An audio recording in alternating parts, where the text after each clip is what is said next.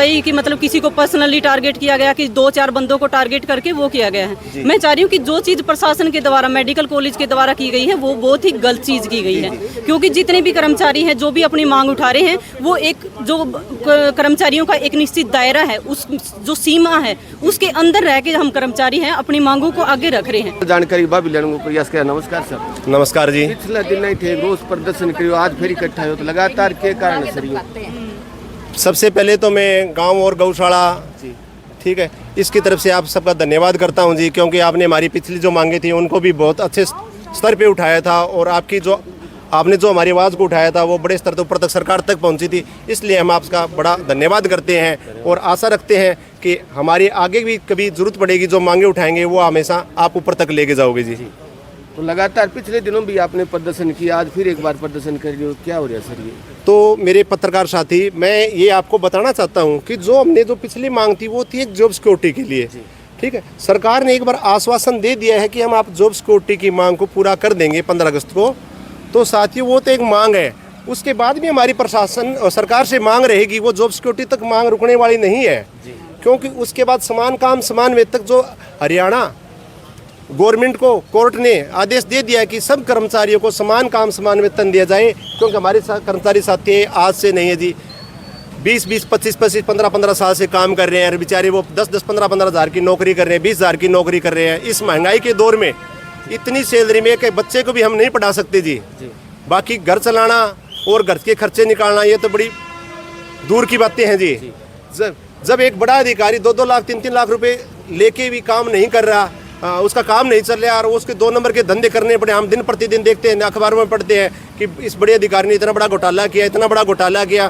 तो मैं तो मेरे कर्मचारी साथियों को धन्यवाद करता हूं कि इतने सालों से वो 20-25 हज़ार रुपये में काम कर रहे हैं और अपनी मेहनत करके और एक अपने बच्चों को पाल रहे हैं, अपनी आजीविका चला रहे हैं और एक यहाँ मरीजों के प्रति अपनी सेवा कर रहे हैं। मैं इनका बड़ा धन्यवाद करता हूँ जी कि एक इतनी छोटी सैलरी में यहाँ रुके हुए हैं।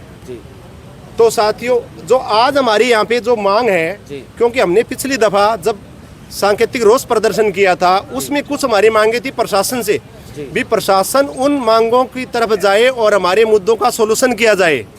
तो हमारे प्रशासन ने हमें लिखित में अब तक कोई आश्वासन नहीं दिया है, सिर्फ वर्बली बोला गया कि हम आपकी समस्याओं का सोल्यूशन कर देंगे। तो हम ये नहीं चाहते और हमारा जो संगठन है सर्व कर्मचारी संघ वो कभी नहीं चाहता कि वर्बली और मौखिक जो बोला गया है उस पर विश्वास किया जाए। उनका मानना है कि हमें जो चीज़ें हैं वो हमें लिखित में दी जाए, अगर हमारी लिखित में पूरी नहीं है तो हम उसके खिलाफ आगे आने वाले टाइम में और लड़ेंगे जी। तो साथियों, जो आज हमारी मांग थी वो मांग मेन थी, क्योंकि जो हमारा प्रशासनिक अधिकारी था यहाँ पे डायरेक्टर एडमिन, वो डायरेक्टर महोदय के अलावा अलग पोस्ट होती है जी, जो कहीं भी कोई पोस्ट नहीं थी। इस कॉलेज में वो पोस्ट थी, यानी बिना पद के यहाँ एक आदमी को उस चेयर पे बिठा रखा था जी, ठीक है जी। वो आदमी को साथ साथ में हमारा HKRN का DDO भी बनाया हुआ था और DDO का अधिकार होता है कि हमारे उनके नीचे जो भी HKRN के कर्मचारी हैं उनकी एक एक छोटी मांग से लेके बड़ी मांग तक को उनके पास हमारे कर्मचारी साथी जाते हैं, तो उनकी समस्याओं को वो खुद समाधान करें या प्रशासन के साथ मिलकर समाधान करें। अगर वहाँ तक भी न हो तो सरकार तक पहुँचाए और उसकी समस्याओं का समाधान कराए, क्योंकि उस अधिकारी को उस कुर्सी पे बिठाया गया है। तो हमारी मांगों को सुनना उनका अधिकार है जी, ठीक है। तो साथियों, हमारी मांगों को पूरा करना तो बड़ी दूर की बात है जी। हमने एक सांकेतिक रोष प्रदर्शन किया था, उस आदमी ने हमारे खिलाफ एक 100 को नोटिस निकाला था जिसमें ये बोला डिसरप्टिंग एसेंशियल सर्विस। इसका मतलब होता है कि आपने इस कॉलेज को पूर्णतः बंद कर दिया, ठीक है। यहाँ पे आप साथी भी आए थे, हमने किसी तरीके से किसी भी पेशेंट को परेशान नहीं किया, किसी भी यातायात को बाधित नहीं किया, हमने कोई भी रोड जाम नहीं किया, किसी मरीज की एम्बुलेंस को नहीं रोका। और हमारे कर्मचारी साथी थे यहाँ पे 10-20% ही आए थे, बाकी 70% 80% कर्मचारी अपनी सेवा दे रहे थे। यहाँ पर वही साथी थे जिनकी नाइट ड्यूटी थी या इवनिंग ड्यूटी थी या छुट्टी पे थे, ताकि हम ये चाहते हैं कि हम मरीजों की सेवा करने वाले लोग हैं, हमारे कारण किसी मरीज की जान नहीं जानी चाहिए और हम उनके लिए दिल से सेवा करते हैं। तो हमारा पहला मेन मकसद है हमारी आवाज़ भी सरकार तक पहुँचे और हमारे जो मरीज हैं उनकी भी जो सेवाएं चल रही है वो सुचारू रूप से चलती रहे। तो साथियों, हमारे HKRN का जो DDO था उनको डायरेक्टर एडमिन की पोस्ट थी, उस पोस्ट से तो हमें बताया गया है कि उसको हटा दिया गया, पर लिखित में कोई नोटिस हमने देखा नहीं है, उसने खुद ने रिजाइन किया या उससे रिजाइन ले लिया गया, उसके चीज़ का हमें पता नहीं है। हमारी मांग है कि हमारा एचकेआर का जो डीडीओ डॉक्टर आशुतोष है वो प्रशासन को पता है कि कहाँ उसकी शिकायत करके उसको हटाए, चाहे DMER के पास शिकायत करे, एचकेआर पोर्टल पर करे, उनको तुरंत प्रभाव से हटाया जाए और हमारा नया डीडीओ नियुक्त किया जाए जो हमारी जायज़ मांगों को सुन सके। इसके अलावा साथी इसके अलावा जी हमारी जो मांगी थी कि इन्होंने मन मर्जी से कुछ अधिकारियों को कुछ कर्मचारियों को टारगेट बना के उनकी ड्यूटी चेंज की जा रही है। जैसे हमारी प्रधान कविता जी है और उस हमारे जो संगठन हमारी यूनियन है उसका मैं सेक्रेटरी अमर सिंह, हमें हमारी ड्यूटी को तुरंत प्रभाव से पहले 100 का नोटिस निकाला, उसके बाद एचकेआर पोर्टल पे हमारे बर्खास्त करने की डीडीओ के द्वारा शिकायत की गई। उसके बाद हमारी वहाँ तक नहीं रुके, हमें बार बार बुला के टॉर्चर किया गया और उसके बाद हमारा ड्यूटी चेंज की गई जो प्रोटोकॉल के बिल्कुल ही गलत है जी। हम ये चाहते हैं कि इस कॉलेज के अंदर जो कर्मचारी साथी है उनकी पोस्ट है उसके अकॉर्डिंग उनको ड्यूटी दी जाए, उसके लिए एक प्रोटोकॉल तैयार किया जाए। हमें ड्यूटी करने में कोई दिक्कत नहीं है, हम ड्यूटी करने के लिए तैयार हैं, पर एक प्रोटोकॉल होना चाहिए, किसी एक या दो बंदों को टारगेट नहीं करना चाहिए, सबके लिए रूल रेगुलेशन इक्वल होने चाहिए।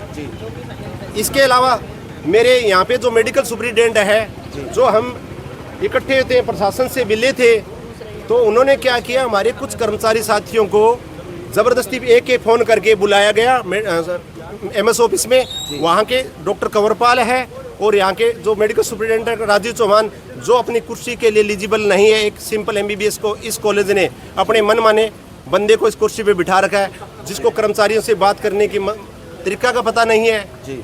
वो भी हमारे डायरेक्टर एडमिन की तरह ही थे और है भी सर, ठीक है। तो मैं चाहता हूँ कि हमारे एक एक कर्मचारी साथी को बुलाया और उनको धमकाया और धमका के उन साथियों से साइन किए गए ताकि वो भविष्य में कभी भी अपने अधिकारों के लिए लड़ ना सके जी।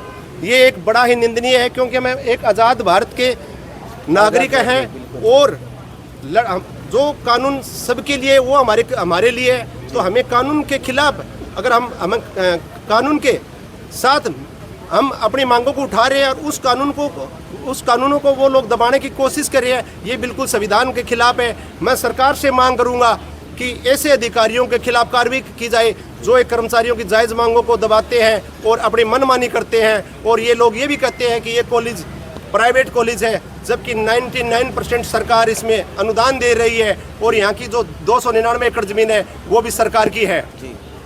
अगर ये हमारी मांगे की ओर प्रशासन के द्वारा ध्यान नहीं किया गया तो पता नहीं उसके बाद हमारी मांगे सरकार से क्या होगी। उसके लिए हमने प्रशासन को चेता दिया है पहले, ठीक है।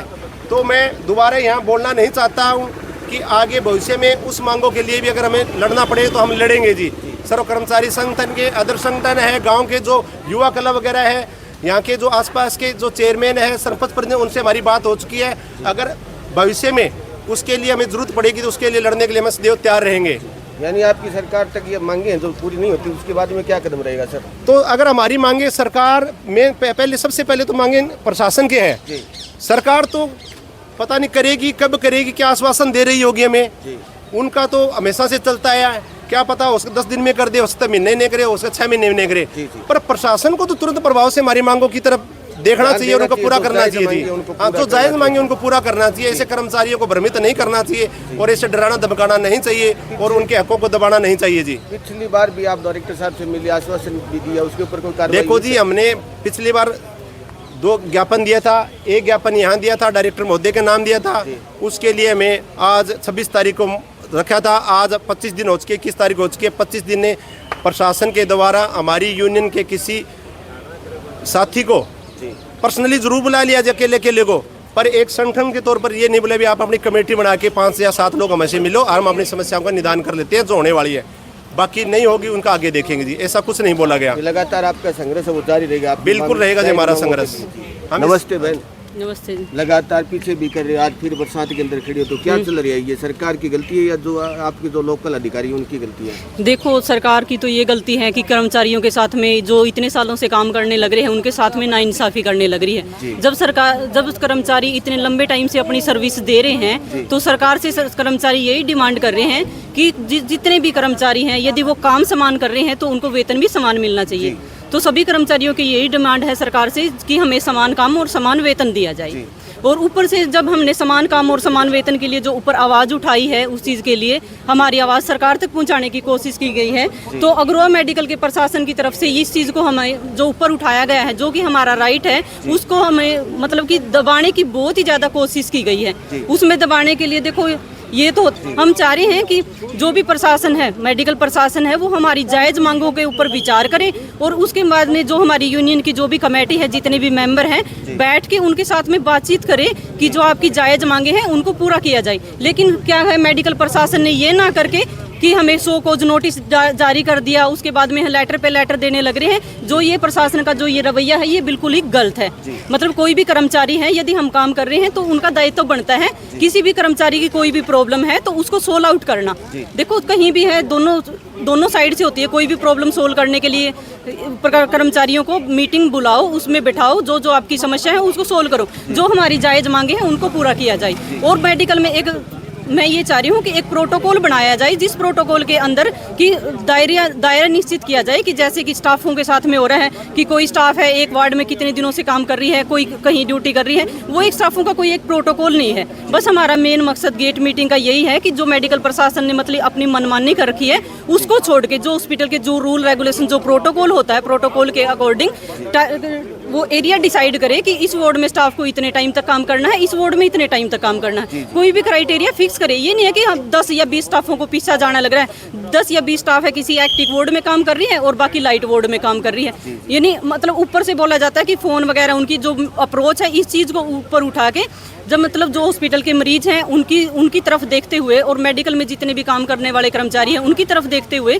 एक निश्चित रास्ता बीच का निकालना चाहिए। एक मीटिंग बिठा के जो भी कर्मचारियों की जायज़ मांग है उसको पूरा करने के लिए बुलाना चाहिए। मेरे तो यही डिमांड है। देखो ये चीज़ यदि हमारा प्रशासन करता है तो ठीक है, यदि ये चीज़ हमारे प्रशासन नहीं करता है, इस चीज़ के लिए एग्री नहीं है, तो हमें मजबूरन इसके लिए आगे कोई और कदम उठाना पड़ेगा। जी, यानी प्यार प्रेम से अगर समाधान होता है तो ठीक है। हाँ जी सर, मजबूर हो के आप। हाँ जी सर, क्योंकि हम मेडिकल कॉलेज में काम करने वाले हैं। देखो यहाँ पे ये नहीं है कि हम किसी और ड्यूटी के लिए आए हैं, मरीजों की सेवा करने के लिए आए हैं। हम नहीं चाह रहे कि मतलब कि जो हमारी जायज़ मांगे हैं उनके बीच में कोई भी मेडिकल में जो भी दाखिल मरीज है या फिर ओपीडी में आने वाले मरीज हैं वो सफ़र करे। हम बस यही चाह रहे हैं कि जो भी चीज़ है इसका बीच में से निकल के समाधान हो। यदि हमारा अच्छी तरह से समाधान होता है तो ठीक है, नहीं तो फिर हमें मजबूरन आगे कोई कदम उठाना पड़ेगा। चलो, बहुत धन्यवाद करते हैं बहन, बहुत अच्छी आवाज़। ये प्रदर्शन आपकी हक हुकूमत खातर करने लग रहा है तो आगे जायज़ मांगे जबकि प्रशासन सरकार तक मैं भी वो प्रयास करें ज़्यादा से ज़्यादा थे शेर सहयोग करो ताकि आगे मांगे जबकि प्रशासन तक और सरकार तक पहुँचे और न्याय मिले रहो। आगे जबकि मांगे बन पूरी की जा सके।